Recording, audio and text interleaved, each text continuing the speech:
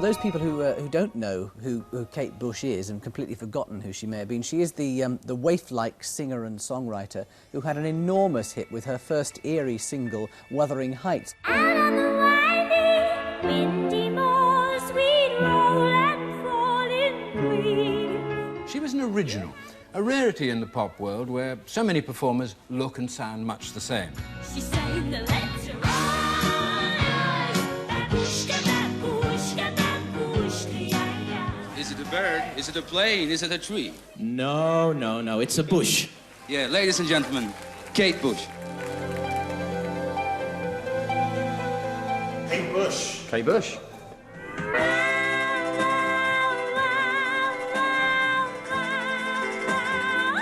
It's just like fire, you know? It's all just like coming out of her mouth. She has made her performances into something of an art form, mingling dance and mime and all kinds of theatre. I mean, they're not normal songs. None of her songs have been normal. I see the people working. She's just who she is. She's unique. She's a mystery. She's the most beautiful mystery. There were moments of like hairbrush in the mirror, you know, like running up that hill and dancing around the lounge. I mean, the music speaks for itself, but liking her makes you feel a bit clever. Hours of being in my room by myself through good times and bad times and listening to her on headphones and her taking me away from my stress.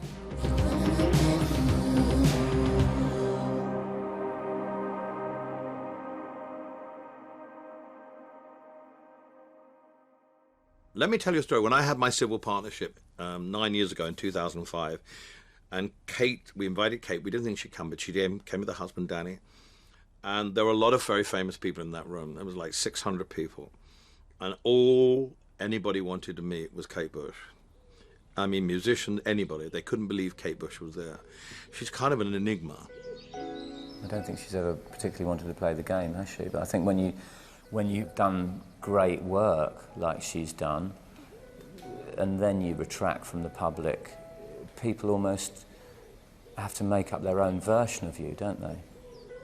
You can hear one note of a Kate Bush song, or one note of her voice even, and know immediately what it is. And that is the biggest feat of any artist, especially when you consider, you know, all the roads that she's gone down.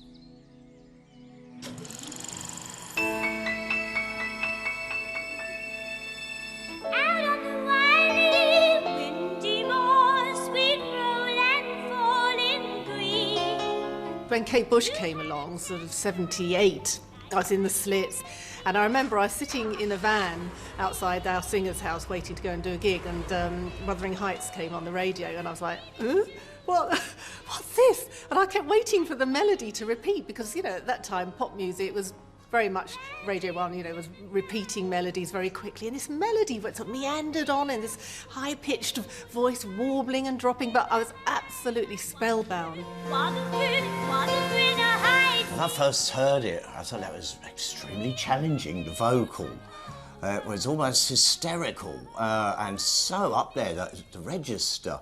But it was absolutely fascinating, and I know at the time a lot of my friends couldn't bear it. They just thought that was just too much, but that's exactly what drew me in. Bad dreams in the night. You told me I was going to lose the fight.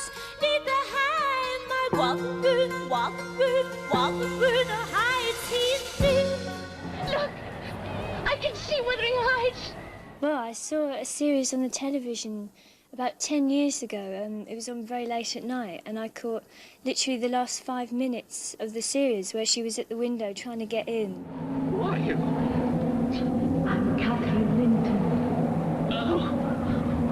I've come home. And it just really struck me. It was so strong. And I read the book. You read the book, you read the book later? Yeah, I read the book before I wrote the song because I needed to get the mood properly. I'd never heard anything like it before. It was like banshee music. This absolute otherworldly voice singing about a book.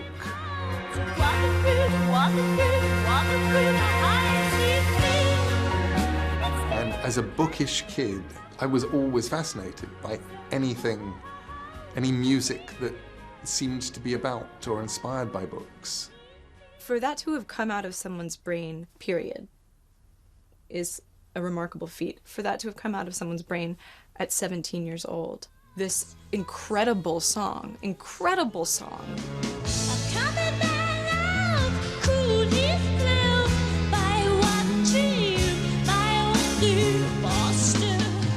There aren't that many amazing pop songs that have 2 or 3 key changes in them. And I'm not talking like modulations, I'm talking like, okay, now we're in the key of Q. You know, it's like, what? But it's so brilliant, it's so memorable. I always karaoke that song if I drink enough.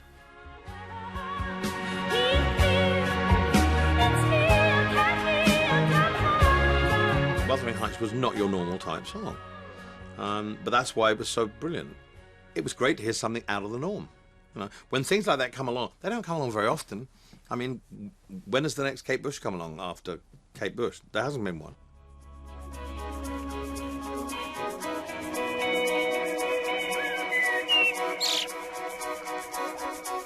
Now let's get back to the beginnings. You're 19 now? 20. 20? Yeah, just. And you're from Kent? Yeah. And is Kate Bush your own name? Yes, it is. Now, your father's a doctor? Yes. Is it a musical family? My brothers are very musical, yeah. They were really responsible for turning me onto it in the first place. Mm. They were always playing music when I was a kid. Her brothers were a big part of it. They were very much, in her early days, their formative years, particularly people like Paddy. I mean, he was having all these musical ideas coming in. He had all these strange musical things that he was into, you know, lots of strange musical instruments and various forms of music, and he would run those past her, and lots of it would stick, you know. What do you call it? It's called Astromento de Porco. That's its real name. You're Kate's brother, aren't you? Yeah, afraid so. Is it sort of a bit of a family business, really? Well, yes and no. I mean, like, Kate and I have been making music together for years and years, on different levels, you know, but I mean, there's always been music in our family. Well, when I was young, it was really the music that my brothers played, and I'd pick out the stuff that I liked and listen to it with them. And what kind of music they played? they were into King Crimson at that time, and Pink Floyd, and Blind Faith, Fleetwood Mac, that sort of thing. When you went to visit the family house, you know, East Wickham, you know, it sort of reminded me of my parents' house in some ways. It was a comfortable, middle-class doctor's house with a nice garden. Yet, out of that had grown this strange creature that was doing wonderful things. When did you start writing songs? I must have been 11 or 12. Well, when did the Music Men come to hear about you, and how? That was quite a gradual process. When I was about 14, there was a friend of my brother's called Ricky Hopper, who was in the business and he knew a lot of people, and he acted as a friend to try and get the tapes across to people. And after some trying, there was no response. And he knew Dave Gilmour from the Pink Floyd, and Dave came along to hear me because at that time he was scouting for struggling artists. I had a listen. I was intrigued by this strange voice. I went to her house, met her parents down in Kent, and she played me, God, I mean, it must have been 40 or 50 songs on tape, and I thought I should try and do something. I hear him before I go to sleep and focus on the day that's been. I realize he's there when I turn the light on. Dave Gilmour put up the money for me to make a proper demo with arrangements and selected songs, and we took it to the company. We were making Pink Floyd, that is, we're making the Wish You Were Here album, and I think we had the record company people down at Abbey Road in number 3. And suddenly I find myself. And I said to them, do you want to hear something I've got? And they said, sure. So we found another room and I played it to them. The Man with the Child in His Eyes. And they said, yep, thank you, we'll have it. He's here again. The man with the child in his eyes. He's here again. You know, Man with the Child in His Eyes is still one of those things that, right from the get-go, you know, has its own life because it's just a great song. And she has, you know, for all the time that she or I or anyone spend decorating and creating moods, it's actually the key element of what you're saying, the melody and the chords and the rhythm that still speak louder than all the stuff around on a great song. It is absolutely beautiful, isn't it? And it's sort of over 2 years before any of the other recordings she did. That is her singing at the age of 16 and having written those extraordinary lyrics about whatever they're about.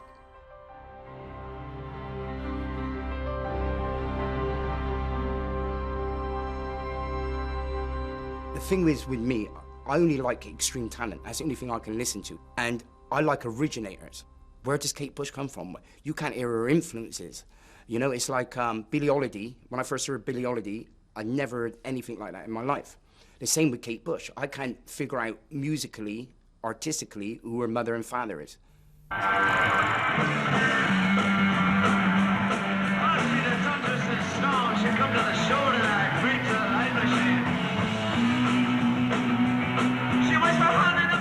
Somebody told me that she was at this 73 gig at Ziggy Stardust. I'm like, are you sure? Everybody seems to have been at that gig. Yeah, we were there. It's a great gig. He's one of those people that have had an influence on her in a weird sort of way, you know. It's not obvious, but, you know, people do. She was aware of Roxy Music, Brian Eno, people like that. You know, she was aware of a lot of people. A lot of people had an influence on her. I hope you don't know it, 'cause we've been around a long time. Just try to make the big time. Kate, having seen me probably, well, yeah, the first time working with Bowie, I mean, she wanted to be a performer like that. I'm not saying like Bowie, but to move like that. And, of course, she had seen Flowers, as did everyone at that time.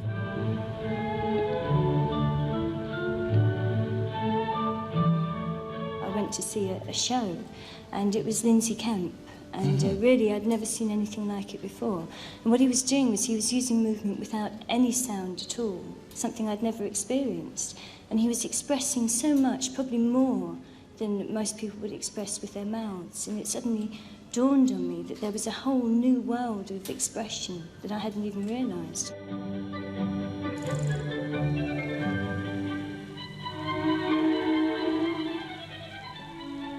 I was teaching at the dance centre in Covent Garden. Kate turned up, dressed very properly in her ballet tights and things, and her hair scraped back, looking very, very professional indeed, very, very serious student, but as timid as hell. And of course she took a place at the back of the class. You know, I had to coax her forward. I mean, she was extremely shy, extremely timid. And of course the first thing I had to do was, you know, bring her out of herself, give her courage. I have to say that once Kate actually started dancing, she was a wild thing. I mean, she was wild.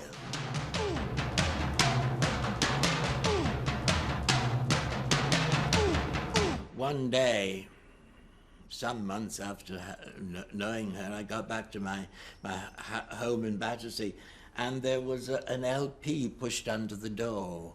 The Kick Inside, and there, dedicated to me, was this beautiful song, Moving. How I move, how you move me, with your beauty's potency. I didn't know she had any aspirations to being a singer. She never talked about herself.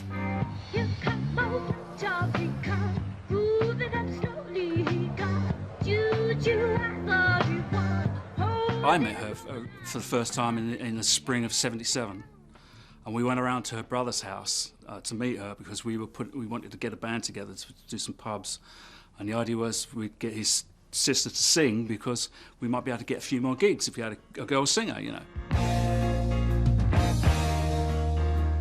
And so we got that band together. We had a few rehearsals. We did lots of covers, but we did things like James and the Cold Gun, Heavy People, and all that kind of stuff. We did embryonic versions of those.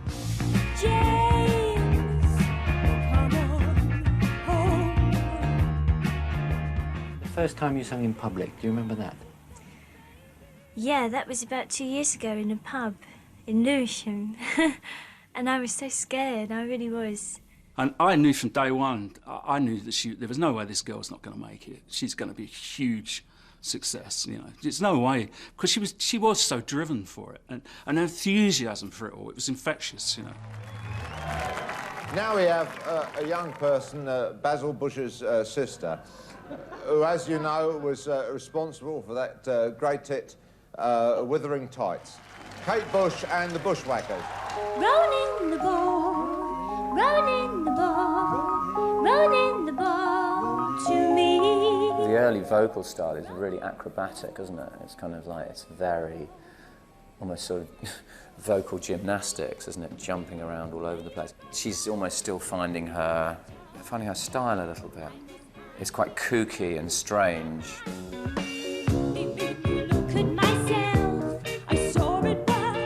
Started singing, I had an incredibly plain voice. I mean, I could sing in tune, but that was about it. I mean, I really wasn't that good.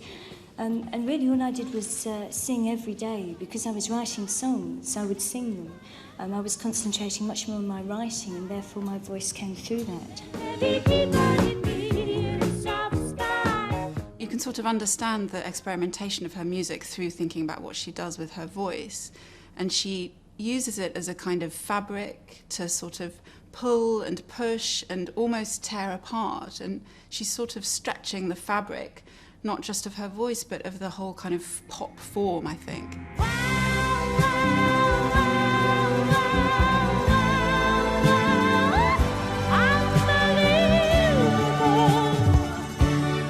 There are lots of layers to that song, but what she's doing with her voice is just going, wow, wow, wow. It's very hypnotic.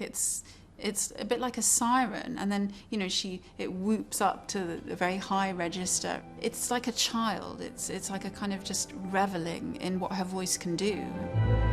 We're all alone on the stage tonight. It's sort of about her own melodrama, isn't it? About the actor, about the sort of the sadness of vanity.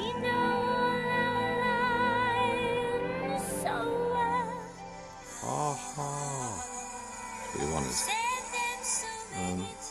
I mean, you're sort of listening to this on a record player in suburbia, and you're taken, you know, it's like she takes you by the hand and you fly off through the sky like the Snowman or something, or Christmas Carol.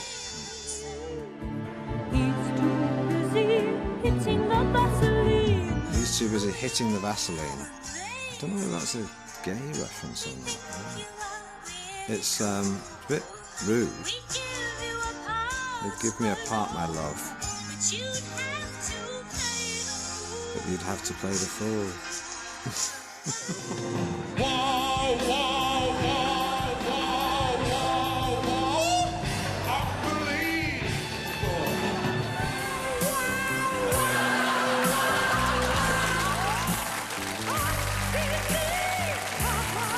So, of course, she's a gift for satirists. Of course, it's easy, because dull artists, especially in pop music, are very difficult to satirise.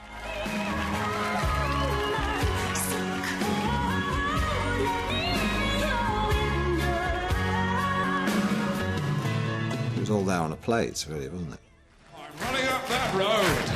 I'm running up that hill. No problem. Rolling the ball. It's about misinterpreting what she meant, you know. it's me or Kathy. I'm Kathy, I've come home now. So I called, let me into your window. And I think he goes, let me into your window. Whoa.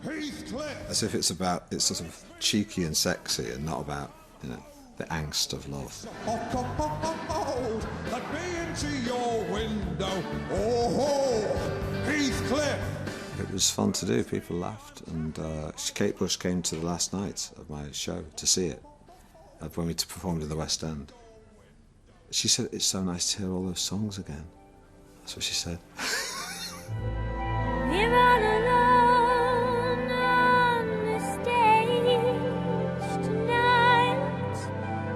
In early January this year, Kate Bush had never performed before an important live audience. In a sense, she was a media singer. When she took the decision to go on tour, no one doubted how important it could prove to her career.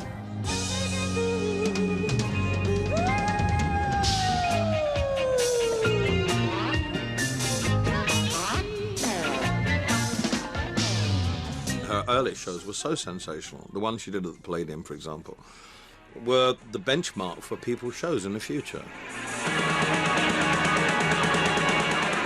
Orally, she was who she was, but visually, she created a new standard for people. Did you enjoy the show? Oh, it was lovely. Did you? You really happy? I'm knocked out. I can't believe that audience. Now that it has worked so well, I gather you were a little bit worried beforehand that it would all be okay. Now that it has proved to be so successful, do you think you might do a more extensive tour later in the year? That really depends. So much depends on energies, you know, because it can become very tiring with the travelling. I don't know. We have to wait and see.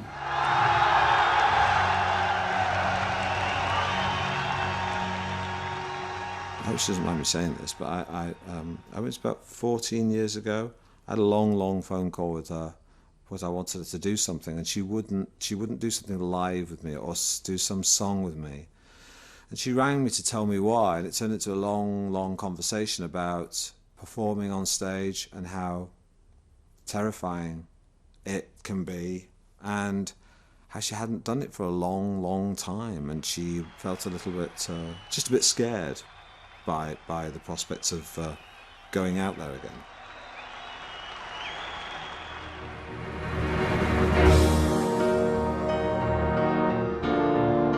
I think her early stuff was her kind of still finding her way. I don't think that she'd quite found herself. You know, lots of artists need to find their way. And all of that early stuff with her dancing around in a leotard. I don't know, it was all a little bit amdram, wasn't it? Some people would have thought, you know, it looks like she's come straight out of drama school and she's learned how to kind of wave scarves around and that sort of thing. But to me, it wasn't really about that. It was kind of about the whole package, and the sound coming out of her was just so incredible. That kind of blew every other, problem, if you like, away. People didn't really care if she looked a bit naff. She just sounded amazing. Outside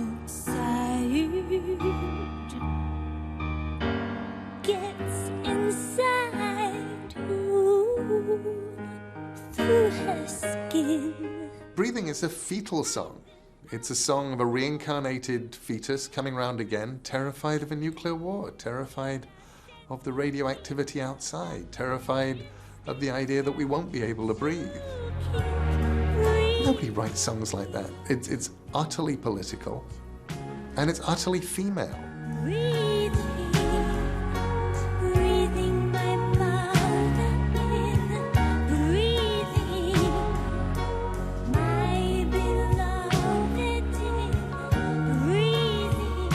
It's almost like a reminder how important women are. I've had a funny thing, you know, my mother committed suicide and my whole career has been based around my mother.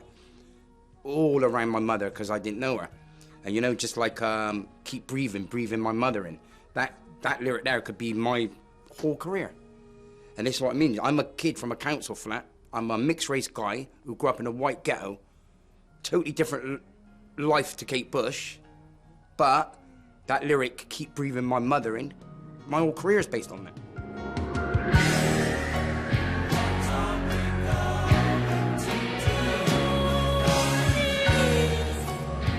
was like a little symphony. It had the male choir, like this call and response.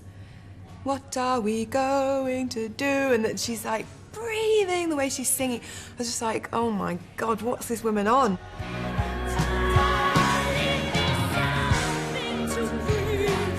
This is a whole universe I can dive into, and for me it was very avant-garde and expressive and kind of from a complete different planet to everything else that you see from the 80s, like you say, Duran Duran, you know, on a boat in Rio. It's like she was definitely out there on her own. Well, it's funny, nobody ever applies the term progressive rock to Kate Bush, but to me it's prog. You know, it's everything that I love about the best prog. It's like the really sort of brash stuff, which is about people showing technical ability, I have no interest in. But the experimental, dreamy stuff that sort of came from lots of different places at once, you know, I sit her stuff next to Genesis, the obvious comparison as well, because of her story with Peter Gabriel.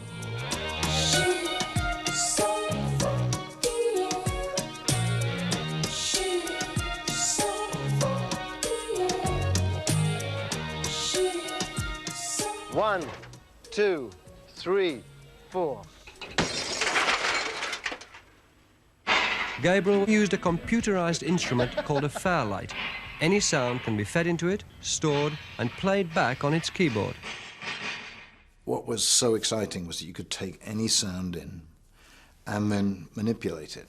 See, if I pick up this mic, for an example, and press S for sample, we can put in the sound, I hope. Over here we have the waveform, and it should be up on the keyboard. Every kid can do that with their phone nowadays, but at the time it was absolutely unique and suddenly opened up these whole sort of continents of new sound texture.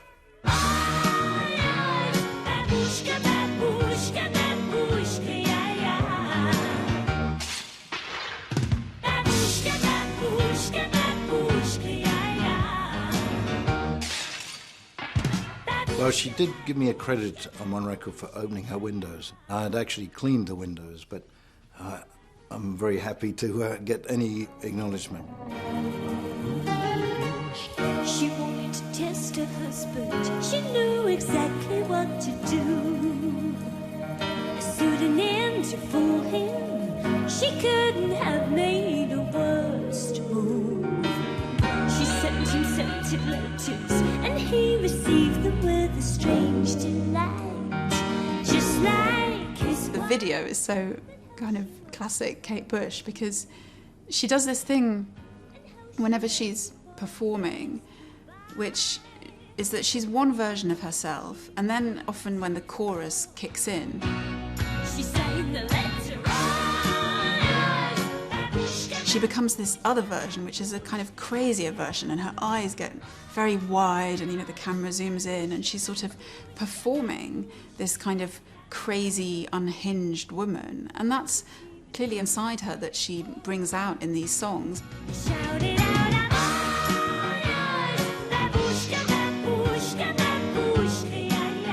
Babushka's one of those songs you just can't get out of your head, can you? You know how she is able to take a word and then you start seeing images and pictures to a word that maybe you haven't used. It's not as if you're saying, je t'aime. It's babushka. And how she's turned that into, though, an emotion. That's just how she's able to use a combination of a word and a combination of a melody and the rhythm of that, and it creates a new language. She wanted to take it further, so she arranged a place to go. The first song I heard was Babushka, and like, you know, with the bass and this amazing relationship she had with that bass. No one had done anything like that before, and like the dance moves that she was doing were not things that you would learn in a dance academy, and like the music was not something you'd learn in a kind of rock school or a conservatoire of music academy. What I love about her music is that it's so innate. The talent she has is so innate but perfect fully formed music. I read an interview with her one time where she was asked something along the lines of, why do you write from the perspective of a lot of characters? And she said very simply and eloquently, because they're more interesting than I am.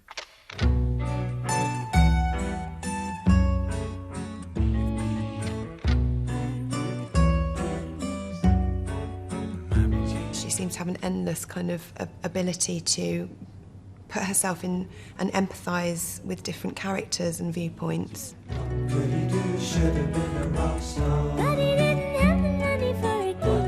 Army Dreamers is a maternal point of view. It's you know, you've got this song about young squaddies dying, and the person singing it, you know, somewhere understands what it's like to be a mother and to lose a son.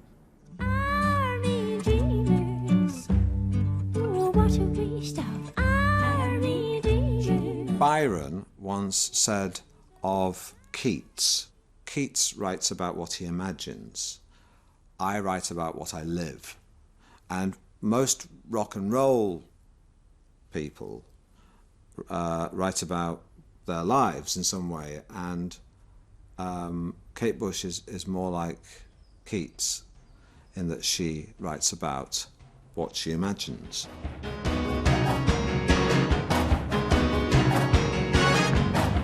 I see the people working and see it working for them, and so I want to join in, but then I find it hurting. So say that knowledge is something set up in your life. My favourite album by her is the Dreaming, and I think she produced that one herself.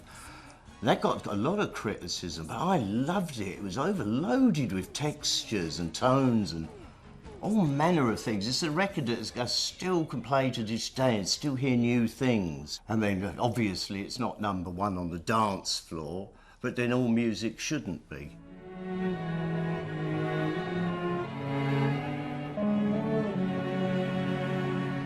Well, seemingly it's you holding onto some bloke's ears with something in your mouth. It looks like a... Is it a key? Yeah. It's a key! Uh-huh. Well, if you listen to the album, and especially to the song Houdini, then you'll know all about it.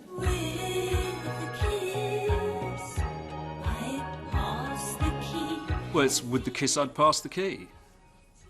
Do you know who the man is that she's kissing? It's me, yeah. You can only see my right ear. But then again, who wants to see me? Kate has spent the last 14 months holed up in various studios recording her new LP, The Dreaming, and the resultant noises include helicopter rotor blades, didgeridoos, and a chorus of fake sheep.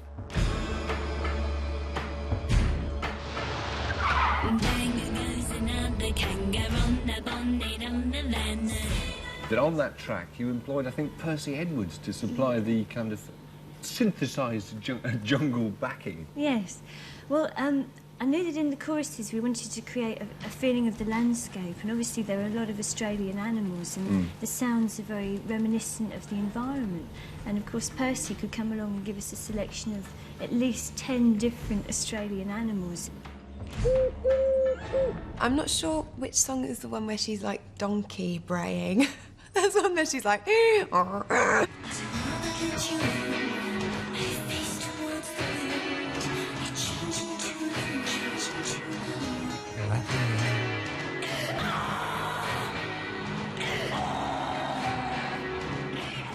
When I first heard it, I almost had to bend my ears round to be able to understand the sounds that were coming at me. And I found it really, again, I was like 11 or 12, so I found some of it really scary. I must admit, just when I think I'm clear. The direction I'm going in with my art is the way I want to go, because for me it's a little bit deeper, it's got more meaning, it's not so poppy, I suppose. But of course, maybe that won't be so widely accepted, especially in the singles chart. We got the job sized, the shop shop for business. The lookout has parked the car that kept the engine running. 3 beeps means trouble's coming. She came out with this record that people were just like, what, you know, they couldn't grasp it. And But the greatest thing that happened was after that, The Hounds of Love, I think, which is one of her most complete works, was created, and I think only through pushing through those boundaries and exploring the deepest recesses of production could she then come through and create something like The Hounds of Love. You went away on your own terms to make this LP, didn't you? Yes, I wanted to make sure that we got our own studio together. That was the next move, really. I spent a lot of time on the last album, moving from studio to studio, and now we've got our own place and everything is brilliant. It makes such a difference. When we set up the mastering studio for Hounds of Love, I think that really did get rid of the last of the chains that she had, that she felt she had. And it did set her free in a lot of ways. Now, though, a timely burst from a lady who hasn't graced the turntables with a new record for 2 years. It's nice to have her back. I just remember pulling aside. I was driving, and I heard it on the radio in the States. And she didn't get played a lot on the radio in the States until that song. That really got played a lot. It doesn't hurt me. Yeah, yeah. Do you wanna feel how it feels? Yeah, yeah. Do you wanna know that it doesn't hurt me? I remember I had to pull over and listen to it, because I never heard anything like it. If only could, I'd make a deal with God, and I'd get him to swap our places. Be running up that road. I think the choreography, the fact that there was suddenly a Kate Bush who was completely owning, you know, the aspect of dance, even not singing, even not, you know, she wasn't even lip syncing, she was just dancing. On top of that, it was a way of dancing that was at the time not at all popular. It wasn't the type of dancing that you would have from, I don't know, artists like Michael Jackson or Janet Jackson or Madonna. You had somebody who was bringing in a style of dancing that was like a marginal way of moving, a modern dance. This is like one of my all-time favorite songs. Music is supposed to evoke emotion, you know what I'm saying? It makes you feel a certain way, you know? Just that's what the vibrations are. It's not stagnant, it's not just plain or whatever. Every time you listen to it, it just touches you, strikes a chord.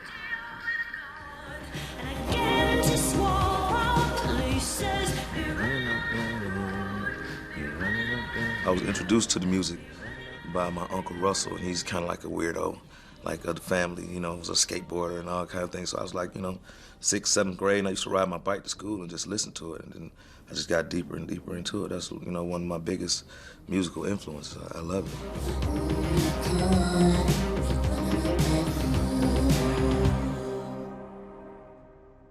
If you look at her work from The Kick Inside and how it evolves through things like Never Forever and stuff like that into, you know, the zenith, which is Hounds of Love for me, you know.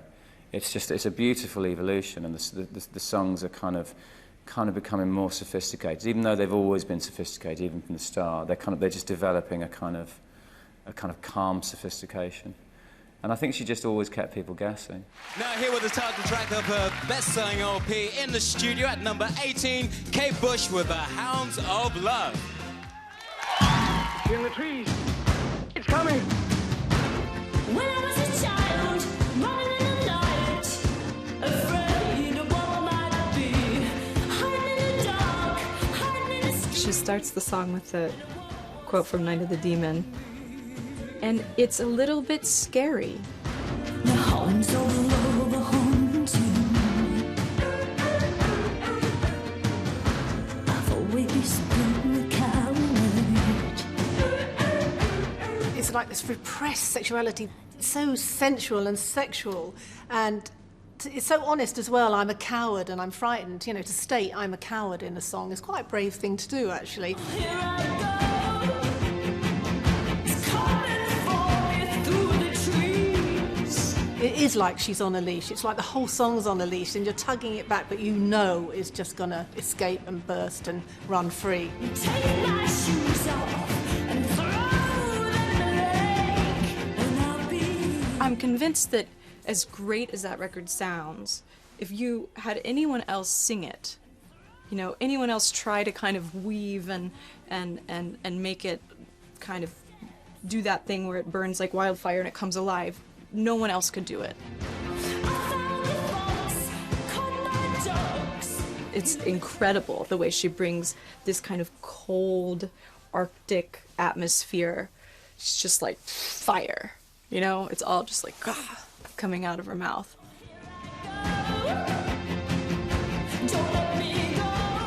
Everything's doubling up now. You've got twice the amount of cellos, so everything's doubled.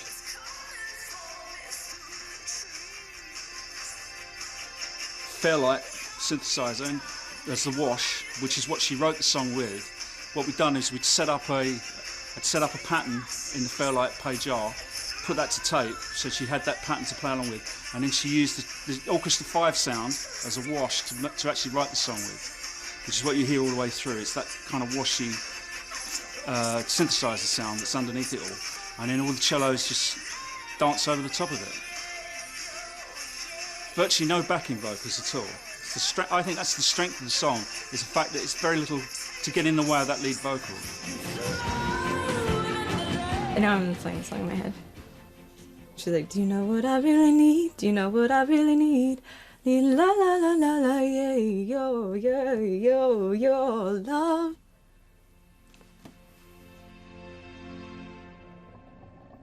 I find it really hard to sort of separate images from the music once you know the music's brilliant. And of course, I associate this image with some of my favourite songs that I know in my life.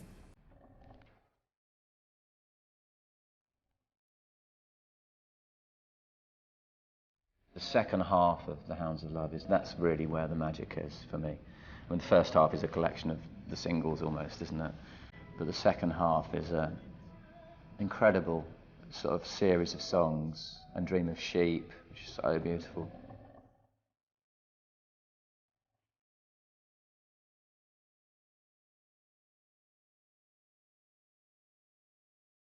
I tune into some friendly voices talking about stupid things. I can't be left to my imagination. Let me weak, let me sleep and dream of sheep. I love that lyric.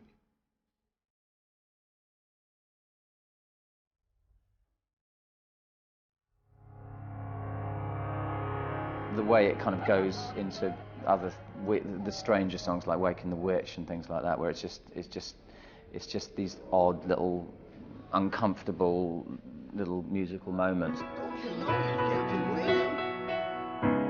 I think The Ninth Wave was the piece of music that affected me the most when I was little, because it terrified me. It's about witches and being stuck under ice and, you know, floating adrift in a sea of nothingness, and all those kind of dream elements, subconscious themes, and very kind of English ancient storytelling.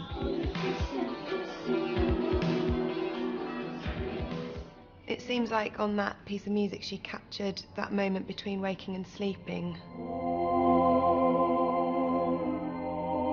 I've spent many hours listening to that 30 minutes of music. It's an incredible piece of music, and I advise anyone that has never heard it to go and listen to it, because it's one of the great pieces of music. Creativity comes from the freedom to fail, and the freedom to fail comes from, you know, experimentation, and that's what gives something its individuality. And, you know, I think her courage and which is the positive way of interpreting it, or bloody-mindedness, which is the negative, is part of what gives her real value as an artist. In this proud land we grew up strong. We were wanted all along. I was taught to fight, taught to win. I never thought... It's extraordinary what that song has been used for, but I think a lot of people that have got into trouble have attached themselves to that song. And I think a lot of it is that Kate's, you know, wonderful voice is there in a sort of reassuring and loving way, and just makes them think that perhaps there's going to be that type of love out there for them. Don't give up, 'cause you have friends. Don't give up, you're not the only one. The record she did with Peter Gabriel was one record that saved my life. That record helped me get sober. So she played a big part in my actual downfall and kind of rebirth, as it were. That record helped me so much. I never told her that, but it did. Don't give up, 'cause I believe there's a place where we belong. One of the things that I love about Kate Bush is her absolute ability to take things, to pluck things that you would never expect to see on a rock album and put them there and make them work.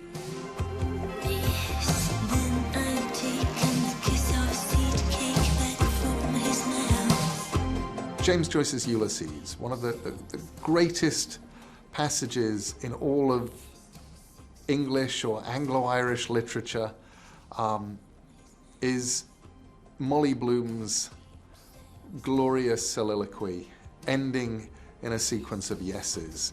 Yes, he said, I was a flower of the mountain, yes. So we're all flowers, a woman's body, yes.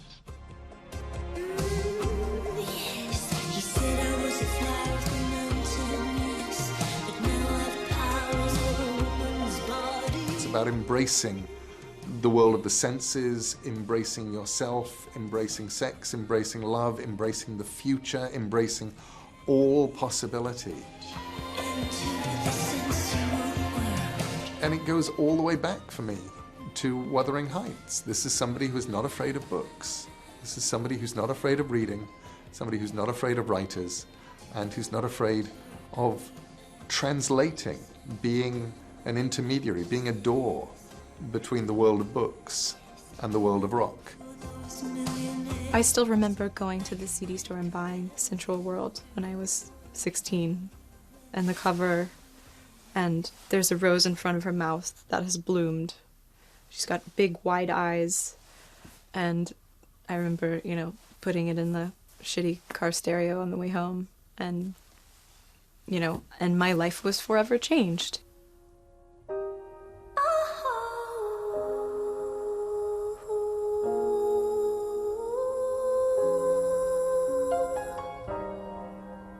I really thank Kate, because these touchstones like this woman's work, that kind of song is, it's celebrating everything that's so wonderful about being a woman and being nurturing and intuitive and emotional and gentle and sensual and just like really intimate. I should be crying, but I just can't let it show. People don't put their hearts on the line in that vulnerable way very much, and it's really, as an artist myself, it's helped me to not be frightened, to show as much of my vulnerability as a woman as I can, and in that be powerful.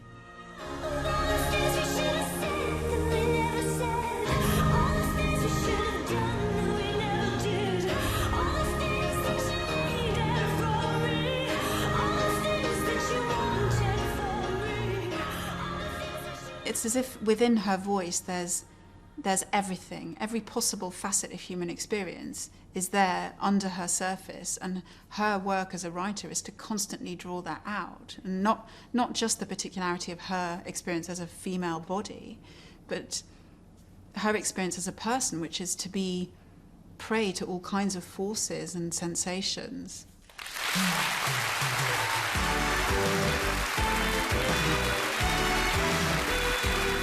What about lyrics? Yours are very passionate and provocative. Do you get inspiration anywhere? I think it is elusive stuff, but I think really the biggest inspiration is people. I think people are just so inspiring. They're fascinating and wonderful, and I think, you know, that nearly every idea that a person has had has probably at some point come from another person. I think The Red Shoes, without going into too much detail, is a very personal album. You know, there was a lot of very personal stuff happening at that time. And I think it shows in the music. I mean, basically a lot of the music on the album is about breakup of relationships. You know, I'll come around when you're not in and I'll pick up all my things, you know, all that kind of stuff. It's alright, I'll come round when you're not in, and I'll pick up all my things. Everything I have, I fought with you. It's such a desperate song. I mean, she really finds a way to to convey despair, the despair of missing the person, or a breakup that will never come back together again. I don't quite know how to put this, but obviously, you've had a professional and personal relationship with Kate for a long time, and the Red Shoes was an expression of some of the things that may have been happening between the two of you, and yet you were still working together. That's exactly it. Well, because the working relationship was never a problem. We always work together reasonably well. We always argue. We always have and always will. I guess I've always argued with Kate. She's always argued with me. But I guess that's the way it is. So I feel I'm emotionally involved with it all to a great extent. Much more so than most people would imagine. Not only did we have a personal relationship and I work with her, I really love her music. I really do. To the point where I've virtually worked with nobody else, because nobody else comes close. Some moments that I've had, some moments of pleasure.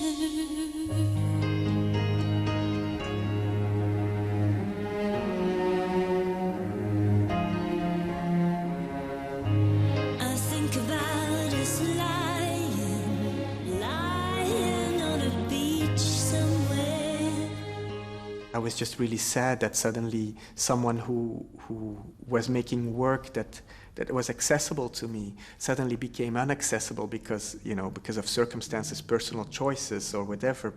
But I always blamed the critics. And I can hear my mother saying, every old sock needs an old shoe.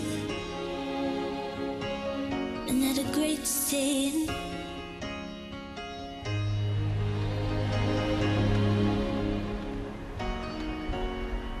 every old sock needs an old shoe.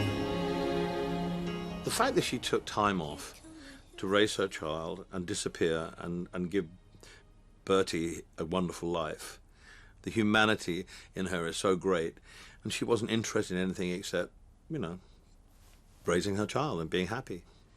And I don't think what Kate Bush did was like a weird thing at all, to kind of withdraw to bring up her child, if that's indeed why she did withdraw. Maybe she just withdrew because she was sick of the whole bloody lot of them wanting to know about her life. And I could really understand that. For me to get into that creative process, I have to have a sort of quiet place that I work from. And if I was living the life of somebody in the industry as a pop star or whatever, it's too distracting. It's too to do with other people's perceptions of who you are. And what's important to me is to be a human being who has a soul and who hopefully has a sense of who they are, not who everybody else thinks you are.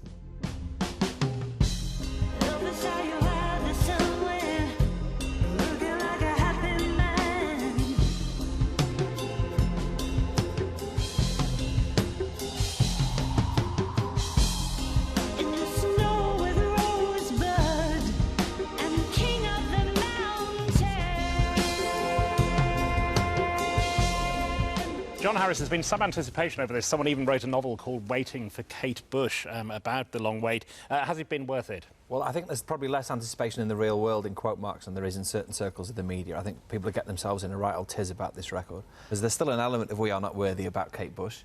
But deeply eccentric. Well, it's not. It's not actually. That's the point. It's not eccentric, and you can tell this is someone who's not been near the music business for 12 years. And it sounds like the sort of thing that would blast from shopping malls in about 1989. There's a bit of kind of Tears for Fears about some of it. What I like is it's not self-conscious eccentricity. I think she's making this record for herself. She's pleasing herself with her music.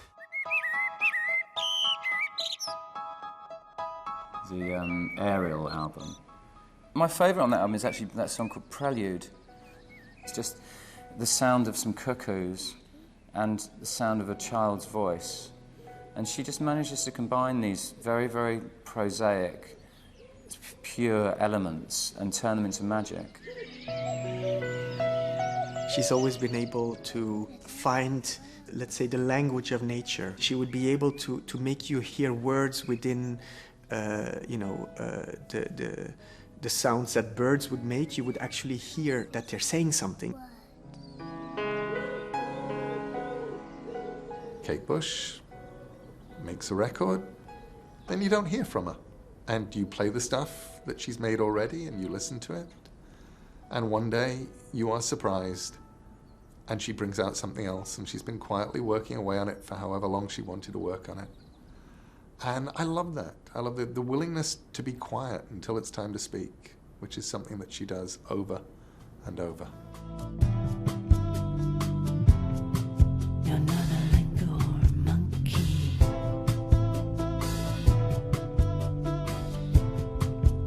Nor a big brown bear.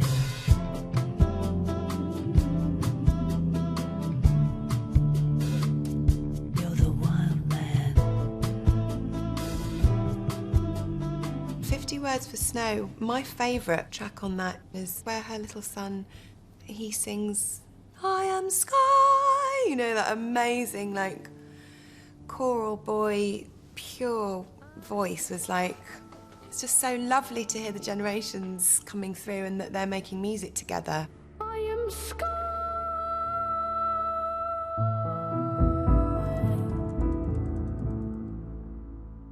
I was called by my agent, who said, would you like to record a track with Kate Bush? To which there is only ever one possible answer, as long as it's not me singing. I said, she does know I can't sing. She said, no, it would be voicing, but saying words for snow. Oh, no, it's not. I just still can't quite believe it says Kate Bush stroke Stephen Fry. It's wonderfully atmospheric, isn't it? It's just something about it.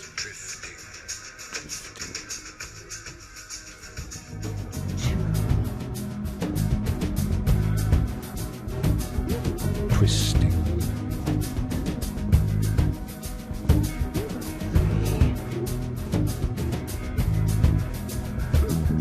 Whiteout. These phrases and epithets are hers, and they're not. Some of them obviously exist, like whiteout, and some of them are just sort of poetic, forced poetic, almost like what Anglo-Saxon poetry is known as a kenning, where you just put things together. She has a very intense poetic mind. Hooded wept. That's what makes it. That voice that comes in.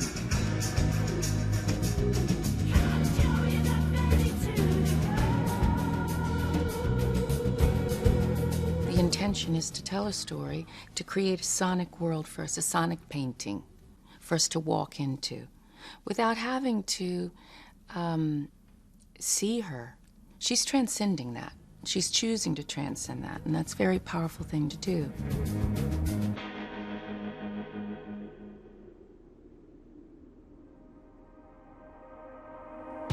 You don't ever get the sense that she is making music to pander to anyone.